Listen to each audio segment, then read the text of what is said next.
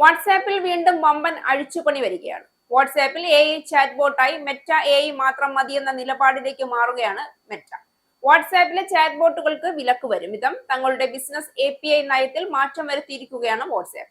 Open AI, Perplexity ഉൾപ്പെടെയുള്ള വാട്സാപ്പിൽ ലഭിക്കുന്ന ചാറ്റ് ബോട്ടുകളെ ഇത് ബാധിച്ചേക്കും. 2026 ജനുവരി 15 നിലവിൽ വരുന്ന പുതിയ നയം അനുസരിച്ച് വാട്സാപ്പിൽ AI അസിസ്റ്റന്റുകൾ ലഭ്യമാക്കാൻ AI മോഡൽ ദാതാക്കളെ മെറ്റ അനുവദിക്കില്ല.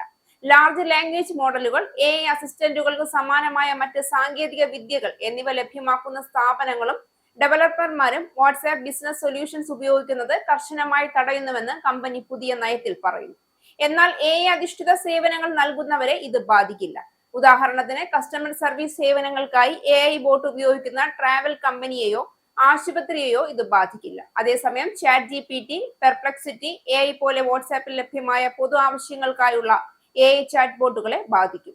എന്നാൽ മെറ്റയുടെ മെറ്റ AI ചാറ്റ് ബോട്ട് മാത്രം ലഭ്യമാവും.